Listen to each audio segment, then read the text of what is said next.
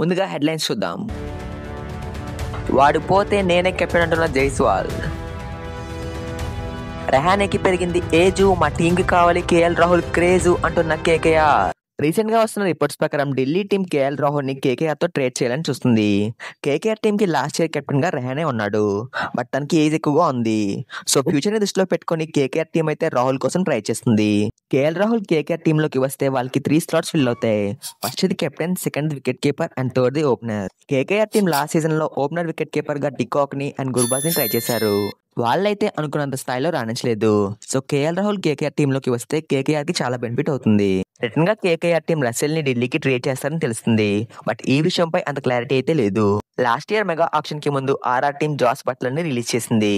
ఇదైతే కెప్టెన్ సంజు శాంసన్ కి అసలు నచ్చలేదు. సంజు అయితే బట్లర్ టీమ్ లో ఉండాలని మేనేజ్మెంట్ తో చెప్పాడు, బట్ ఆర్ఆర్ మేనేజ్మెంట్ సంజు మాట వినకుండా బట్లర్ రిలీజ్ చేసింది. అప్పటి నుండి సంజు శాంసన్ కి అండ్ ఆర్ఆర్ మేనేజ్మెంట్ కి మధ్య విభేదాలు ఉన్నాయి. సంజు అయితే ఇంకా ఆర్ఆర్ టీమ్ లో కంటిన్యూ అవ్వాలి అనుకోవడం లేదు. సిఎస్కే టీం సంజుని తీసుకోవడానికి ఇంట్రెస్ట్ చూపిస్తుంది, ఎందుకంటే ధోని నెక్స్ట్ రిటైర్ అయ్యే ఛాన్స్ ఉంది కాబట్టి సిఎస్కే కి వికెట్ కీపర్ అవసరం. సో సంజు శాంసన్ అయితే perfect replacement and Sanju fan following కూడా సిఎస్కే కి కలిసి వస్తుంది. బట్ ఆర్ఆర్ టీం అయితే రుతురాజ్ గైక్వాడ్, శివన్ దూబే, ఆ జడేజాని ట్రేడ్ కోసం అడిగారంట, బట్ సిఎస్కే అయితే అగ్రీ చేయలేదు. దీంతో సిఎస్కే అండ్ ఆర్ఆర్ టీం మధ్య డీల్ క్యాన్సిల్ అయినట్టుగా అంతా భావించారు. బట్ మళ్ళీ రీసెంట్ గా సిఎస్కే టీం సంజు కోసం ఆర్ఆర్ ని అప్రోచ్ అయినట్టుగా రిపోర్ట్స్ వస్తున్నాయి. సంజు శాంసన్ టీం లోంచి వెళ్లిపోతే నెక్స్ట్ ఆర్ఆర్ కెప్టెన్ గా జైస్వాల్ ఉండే ఛాన్స్ ఉంది. రియన్ పరాగ్ ఉన్నాడు, కానీ తన కెప్టెన్సీలో ఆర్ఆర్ టీం అంత సక్సెస్ చూడలేదు. సో నెక్స్ట్ ఆర్ఆర్ కెప్టెన్ గా జైస్వాల్ ఉండే ఛాన్స్ ఉంది. కబడ్డీ ఛానల్లో క్రికెట్ వీడియో ఏంటని చూస్తున్నారు కదా, మనకైతే క్రికెట్ ఛానల్స్ కూడా ఉన్నాయి, కానీ ఈ ఛానల్లో కబడ్డీ వీడియోస్ ఎక్కువగా చేయడం వల్ల క్రికెట్ ఛానల్స్ లో సరిగ్గా వీడియోస్ చేయలేదు. సో ఆ ఛానల్స్ కి రీచ్ లేదు. పీకేఎల్ అయిపోతుంది కాబట్టి ఈ ఛానల్లో క్రికెట్ అండ్ ఏమైనా పీకేఎల్ అప్డేట్స్ ఉంటే వాటి మీద కూడా వీడియోస్ చేద్దాం అనుకుంటున్నాను. మరి దీనిపై మీ ఒపీనియన్ ఏంటో కామెంట్స్ లో చెప్పండి.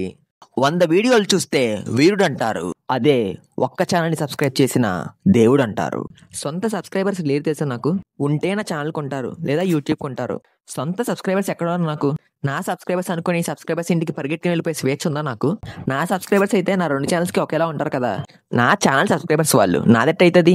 Wear are my subscribers? Where are my? Where do my channel belong?